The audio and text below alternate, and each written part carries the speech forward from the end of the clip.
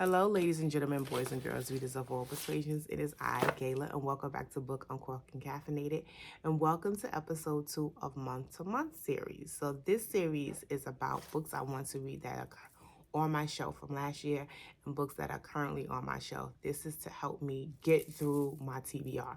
It's not like I'm going to stop reading books or stop buying books, I should say, but I want to read the books that I purchase quicker, and also I want to read the books that I haven't read last year that's just sitting on my shelf. And these are some really, really good books. So in the month of February, it was Black History Month, it was Love Month, Black Love Month. And so I read two very interesting books. They were both historical fiction, and they were both really heavy, but they were both about women's stories. And this was like not intentionally done. Like when I started this reading both books is because I was genuinely interested in reading the books, and it just so happens they're about women and their journey and their historical background. And so I want to start off with People of Means by Nancy Johnson. This was a new author to me. She has another book before this called The Kindest Lie that I just learned about literally this morning because I thought this was her her debut book, but it wasn't. I wanted to read more books by her, so I'm going to actually pick that up. It's actually in my queue on Hulu, I believe. And so this book was a generational book.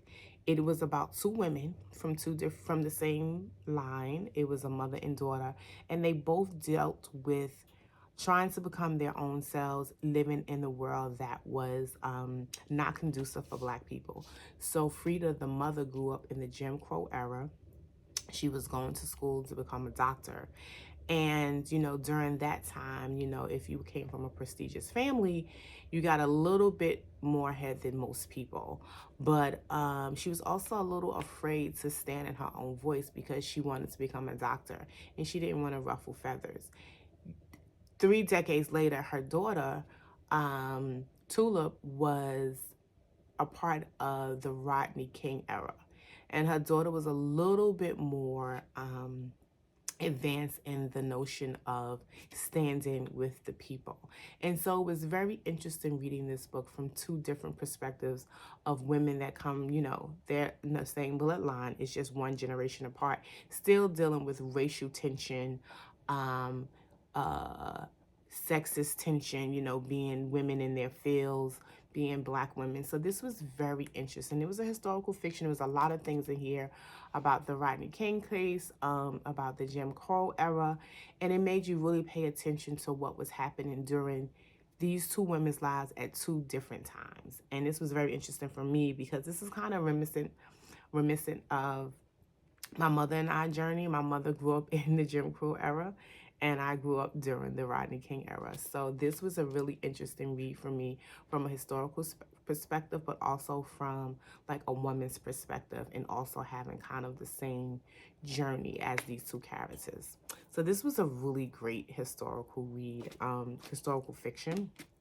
And I would suggest this. I picked it up because of the cover. I'm not gonna lie, it was a Black author. The cover was very interesting, and you can see like she has the door knockers and the radio, which represents my time, and then the cookie cutter look that represents the time of the Jim Crow era. Even though my mother was not this person, she was probably more this person, or what I say, more like an Angela Davis Afro type of person during this time. So yeah, this was a very interesting book. I would suggest reading this book if you. It's not super heavy. It's heavy enough, but if you want to just learn about history in a fictional way, great book to read.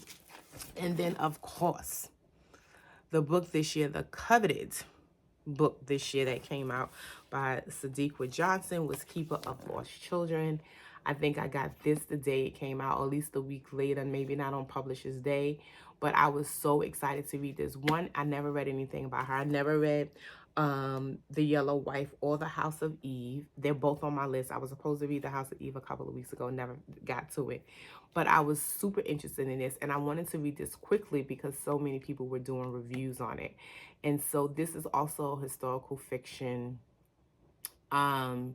It was talking about World War II and the lives of African Americans during that time, especially women, children who were born in the war, with people who were from Germany, and women who were from Germany, and like black soldiers and their journey, and how women during that time were considered bad women if they had babies with American black soldiers, not just American soldiers, but black soldiers.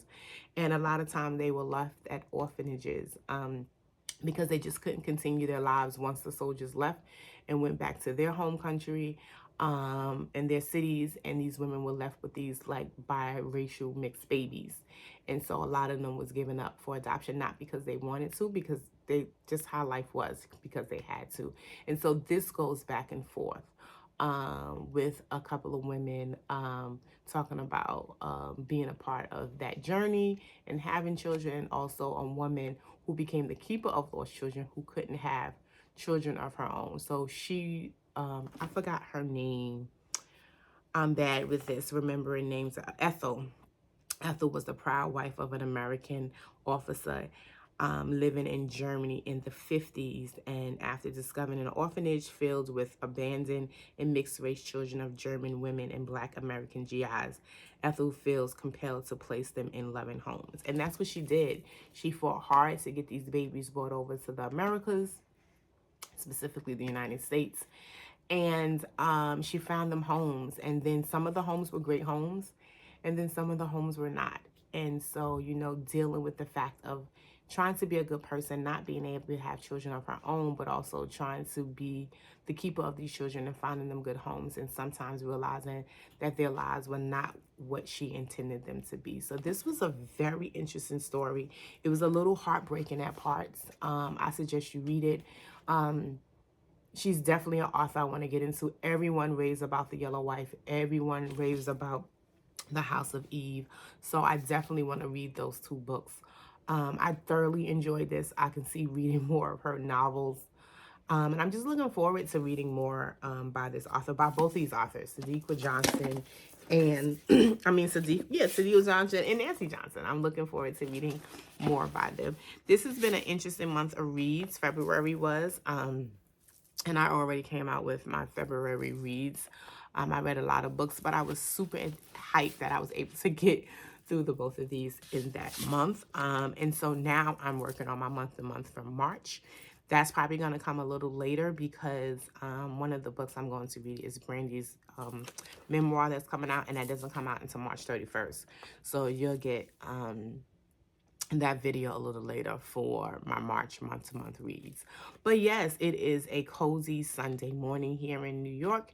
I'm about to enjoy me some coffee. I'm about to watch me some booktube and all the things.